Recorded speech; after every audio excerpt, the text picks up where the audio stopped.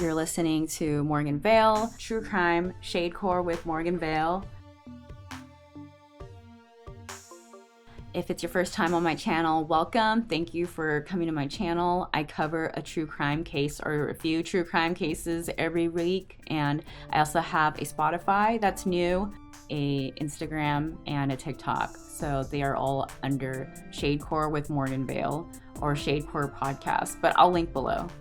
So thank you for coming by my page. Happy New Year. We are now in the year of the fire horse. So I hope that this year blesses you and your family and loved ones. I hope you had some time off or some time to at least bond with your family or any cute pets you might have. Today I have two cases for you that are sparking a lot of conversation and grabbing a lot of attention in Taiwan. So this will be told in two videos if you're watching this on YouTube.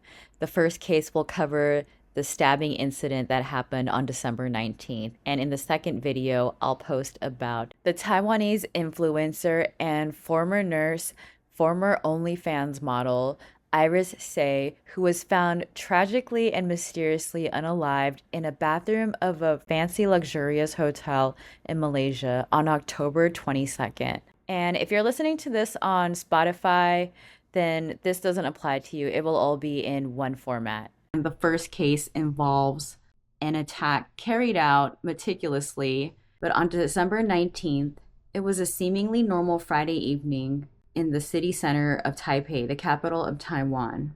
It was around 5 p.m. local time, rush hour, and people were getting off of work.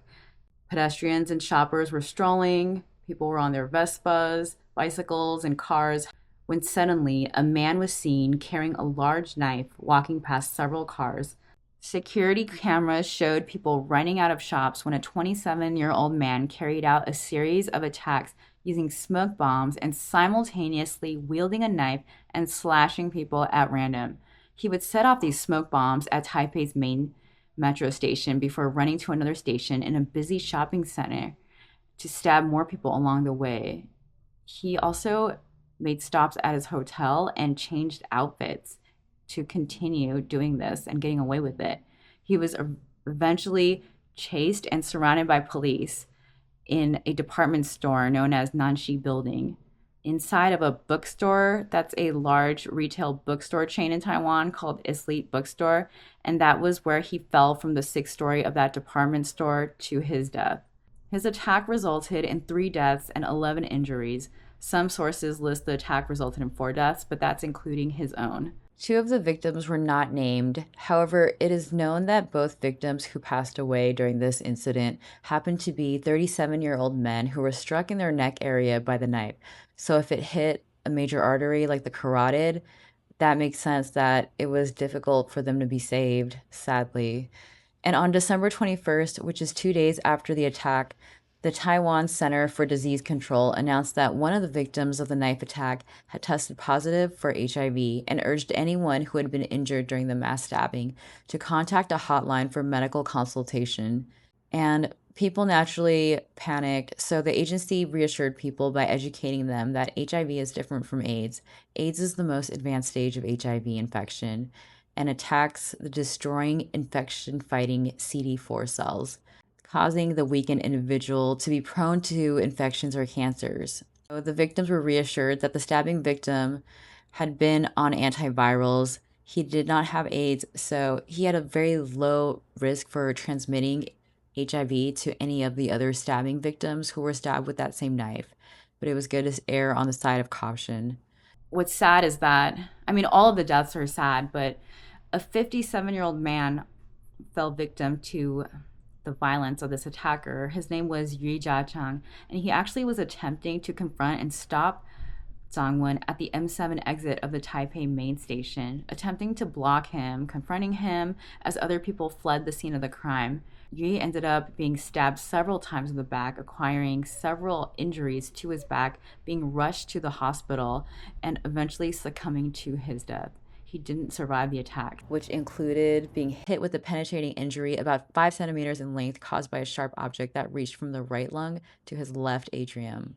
The victim's mother Huang, who was 80 years old, shared that she already felt something was wrong. And this is also what gets really sad about this story, is that she said in a statement that her son calls her every morning, or at least messages her every morning and every evening. And when she didn't get a message from him that Friday evening, she felt that something was wrong. And then she didn't even learn about him passing until she was watching television. And they stated that a 57-year-old man named Yui had passed.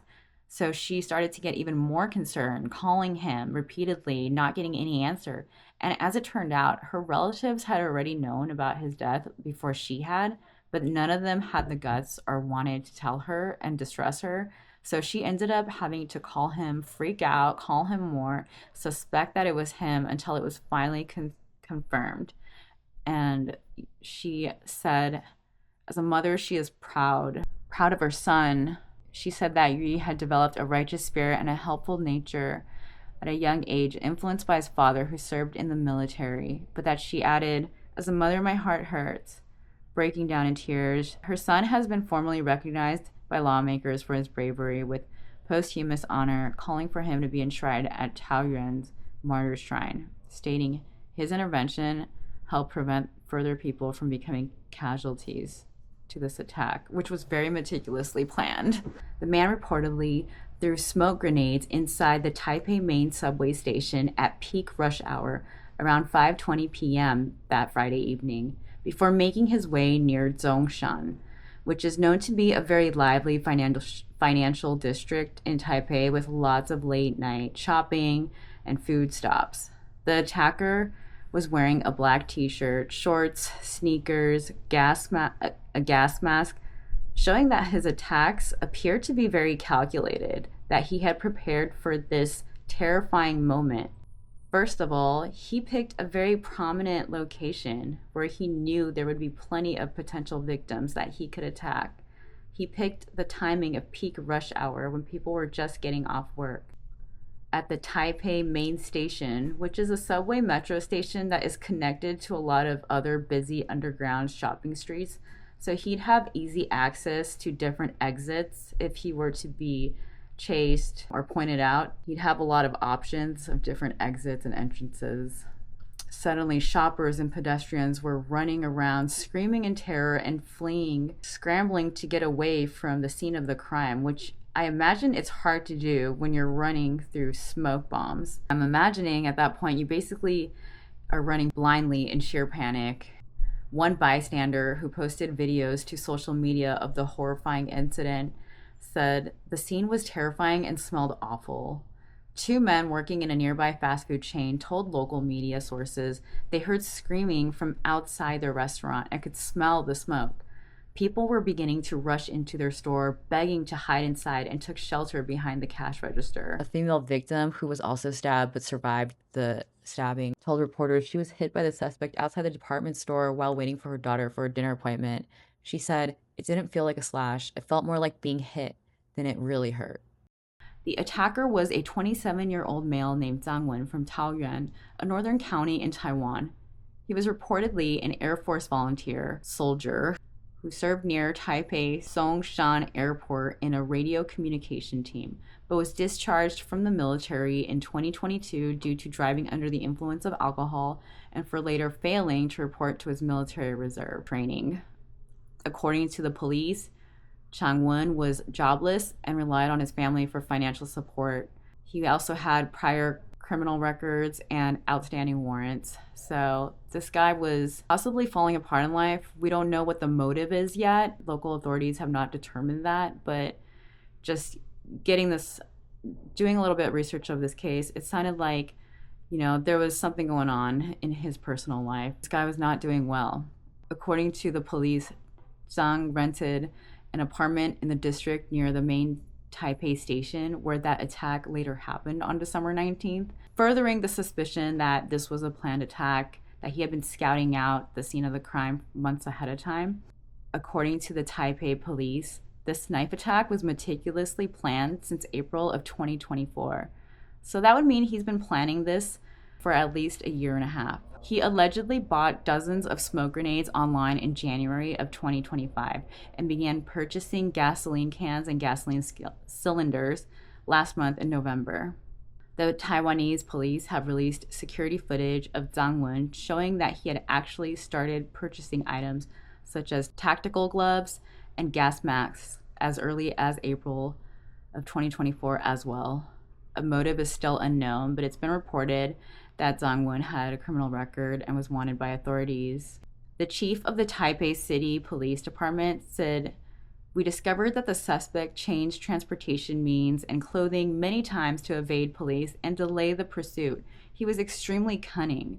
Photos published later by media outlets revealed a burned-out bag full of what appeared to be unused Molotov cocktails. The smoke grenades looked to be replicas of U.S. military equipment that was advertised for sale online in Taiwan, but according to sources, it looks as though those selling sources have been taken down, and the affiliate companies as well have been taken down since this incident occurred.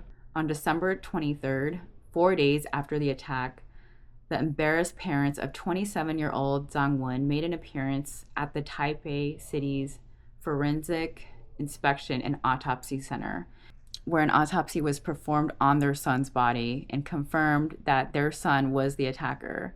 They publicly apologized for their son's actions and for the harm he had caused as crowds took pictures of them kneeling, holding hands with each other. The couple had their head low to the ground as they apologized for their son's actions, promising full cooperation in the investigation. I think it's safe to say that they were very embarrassed and that they're concerned for their own safety, as their identities have not been publicly named. They were very concealed. And when I say that, I mean masks, hats, everything covered up. The father did publicly say the heinous crimes committed by Chang Wen have caused serious harm to society and inflicted irreparable damage and suffering on the victims and their families, and we would like to apologize to everyone. We are sorry. He said, bowing and kneeling with his wife in footage broadcasted live through the whole nation. One person publicly asked the parents if they had been aware that their son, Chang Wen, had been using their money, their financial support, to purchase the weapons that he used for this attack, and they did not answer that question. To make matters worse, after this incident, on December 22nd, the Taiwan Railway Corporation stated it had received a bomb threat, stating that a bomb was planted in one of the metro stations, but not specifying where, and would be detonated at 1:30 p.m. December 22nd. So obviously that did not happen, but law enforcement, to be on the safer side, still had heightened security. There were over 1,500 officers deployed throughout the city of Taipei railway stations. So there's been a lot of tension in what normally is a safe city. These incidences are rare in Taiwan. The last major incident like this occurred on May 21st, 2014, when a 21-year-old college student by the name of Chang Wen killed 4 people, including 2 males and 2 females. Chang Wen additionally injured over 20 victims in the stabbing spree on the Taipei metro station. He was a sophomore from Tsinghua University and used a long fruit knife to stab passengers at random on a moving train between Longshan Temple and the Jiangji station. The attack lasted less than 5 minutes, but 4 people had been unalived in that time. Chang Wen was arrested and taken into the new Taipei District Prosecutor's Office for questioning. During his interrogation, Chang told police he liked games such as League of Legends and Tower of Saviors, both of which are fighting type video games, which, I'm sorry, a lot of people like violent fighting type video games, but that doesn't mean they go out and attack and kill people at random. That's different. The Taiwanese department of League of Legends actually issued a statement saying that the game had nothing to do with the attacker's motives for the murder, and the company behind Tower of Saviors also released a statement saying that they have produced nothing that has to do with anything of this crime. Chung was then found guilty of 4 counts of murder and 22 counts of attempted murder on March 6, 2015. His parents, also like Chang Wen's parents, similarly made a public apology. This took place, though, at Jiangji Station. They also brought up the fact that he enjoyed violent video games and fighting games. They also, in fact, called for a quick death sentence for their son, which is crazy. I don't know. I haven't heard of that in America. I mean, I'm sure it's happened, but never say never, right? So not only did he get the death sentence, but he got 144 years in prison and was executed on May 10th, 2016. The Deputy Justice Minister Chang Wen said that the death penalty was the only way to show publicly that justice had been served and to relieve the sorrow and the pain of the victims' families. Taiwan had restarted its use of the death penalty in the year of 2010. In fact, last year, on the 10th anniversary of that incident of Chang Che's 2014 stabbing spree, on May 21st, 2024, 3 people were injured, but nobody was killed, thank God, in a mass stabbing in Taichung. So it sounds like May 21st is just a very unlucky day in Taiwan now. However, something interesting about that 2024 stabbing where nobody died. Luckily, there was a man that became known as Long-Haired Bro from local media sources after he was one of 17 civilians who stopped the knife-wielding man on the train near Taichung City. And he said, "If I'd had to do it again, I'd make the same choice. It's what the hero Hemmel would have done." He added, quoting a line from the popular anime Frieren, Beyond Journey's End, and he came into the ceremony that was held for the survivors of that 2024 mass stabbing dressed in otaku or anime clothing. So that really got netizens talking and excited online. And his real name is Mr. Xu Reishan. I probably butchered that, but you can see a picture of him on my YouTube if you're watching this on my YouTube channel. And I've heard this second case that I'm about to talk about compared to some as being similar to the rapper David Celeste case. Let me know what your opinion is. And if you're not familiar with the David Celeste case, it's a wild one. And I have an earlier episode on it if you look at my YouTube page. This case involves the tragedy of Iris Hsieh. Iris was a 31-year-old Taiwanese influencer and former nurse with an OnlyFans account. Some sources say she was a nursing student. Some say she was a nurse who had gone into producing more risque content and had left that life for OnlyFans. She had 4 social media accounts. I'm not on Douyin. It's like the Chinese TikTok. So I didn't look too deeply into her accounts, but feel free to leave a message in the comments below. I'd like to know more myself, especially if you were already following and aware of Iris's social media's accounts. I'd be interested to hear your opinion in the comments section below. Please keep it nice, of course. She had over 547,000 followers on Instagram. Not that I believe your number of followers should determine whether or not something like this happens to you at all in any way. I'm just giving you some background on who she was and that she was very known, and that may be why this is sparking so much conversation, but we'll get to that more. So she became known for posting risque videos. For example, last year she posted footage of herself sitting in an IKEA store inside of Taipei City and then taking off a red thong while sitting on a bed, and then using that same thong to tie her hair into a ponytail. So content like that, but some would refer to her as Nurse Goddess. And on October 22nd at around 1:40 p.m. local time in Malaysia, Iris was sadly found deceased in a bathtub in a luxury 5-star residential suite hotel room on Japan Conway. I'm sorry if I butchered that. It's a street in downtown Kuala Lumpar in Malaysia. On November 4th, her death was reclassified as a murder investigation. Originally, it was classified as a sudden death. I'm not sure if that means it was an accidental death, but it was reclassified to a murder investigation. She was cremated on November 16th after the remains of her body were released by Kuala Lumpar Hospital. Her parents sadly were unable to attend due to, and I quote, severe disability, as shared by one of Iris's close sources, but they appointed a lawyer and representative to handle her funeral. Now, the last person to be seen with her alive also happened to be in the hotel room that night, and that was a pretty well-known local Malaysian rapper, and also some sources say he's a filmmaker, 42-year-old Namewee. And He has maintained that he is innocent in all of this whole time. Namewee, whose real name is Wee Mengqi, is quite a controversial figure, making music that criticizes social and political topics, especially that offends Chinese nationalists. His songs have gotten him into trouble multiple times. Namewee was arrested that same day after officers found 9 blue pills in the hotel room, believed to have been ecstasy.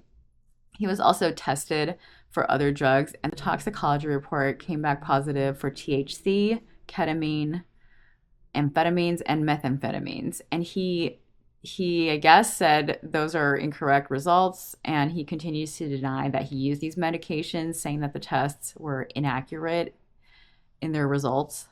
Namewee was released on bail on November 13th for an undisclosed amount of money, and he was due to report back to the police in Malaysia. Wee was released on bail 9 days after Iris passed, pleading not guilty. It was said that he and Iris were filming content together in that hotel room. Her publicist, who remains unnamed, also shared that they were there to discuss a commercial video he had agreed to direct for Iris. Wee was originally charged with drug possession and consumption on October 24th, but since December 22nd, he was acquitted of these charges, these drug charges. So he's very lucky with that, because from what I read and researched, in Malaysia, drug charges are no joke. They are very severe, and I'm talking as severe as the death penalty. So that's lucky of him. The family of the late Taiwanese influencer Iris Hsieh, also known as Hsieh, has issued 3 demands in the murder investigation of their daughter. According to China press, the family has made demands from the Malaysian investigators saying that, and I think everyone should want this from an investigation, the family wishes that their legal team preserve and secure all cases, related materials, and physical evidence, meaning that they want all the evidence from the hotel where Iris's death occurred, including the hotel's check-in and check-out records. They want phone records of relevant individuals within 6 hours before and after her death took place. They want surveillance footage from the 3 hours before and after the incident, as well as surveillance of the hotel's main entrance, its corridors, the elevators, as well as the room that she stayed in, any that's available. They want any people who may have entered the room, including the hotel staff, to be questioned and interviewed thoroughly by investigators. They want a fair and transparent investigation, meaning that they want their legal team to be able to preserve and secure any case-related materials, any physical evidence. And they want all the evidence from the hotel where Iris's death occurred.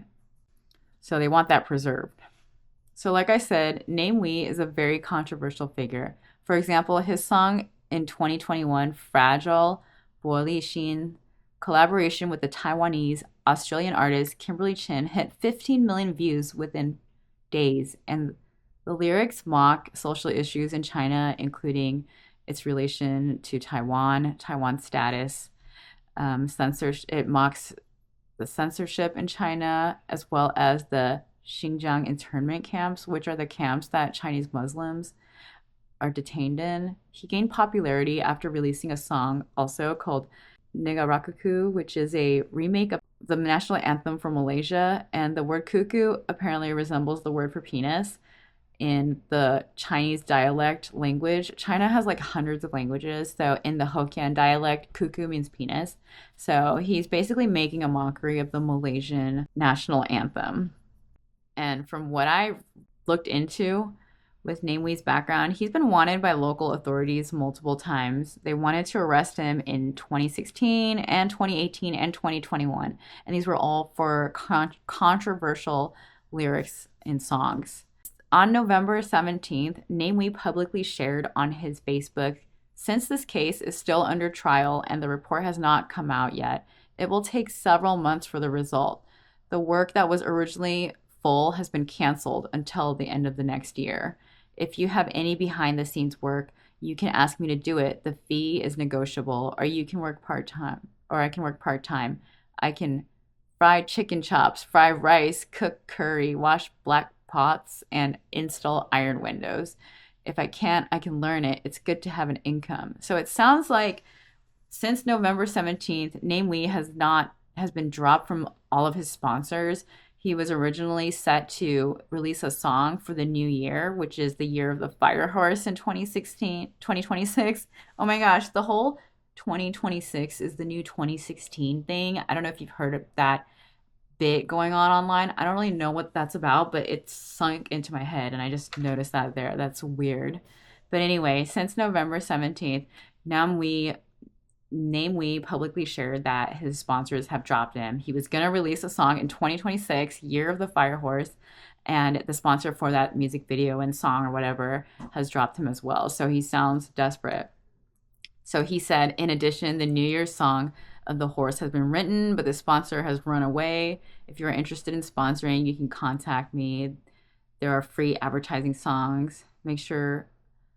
Okay, this is like bad translation, so I'm just going to stop there. But he's basically saying he needs new sponsors. So I'm curious to know what you think. Do you think he did it? Do you think that do you think it was right for it to be changed to a murder investigation? Do you think she OD'd? I'm curious to see what the toxicology reports say about irises, or if that's even been done. Let me actually find that out.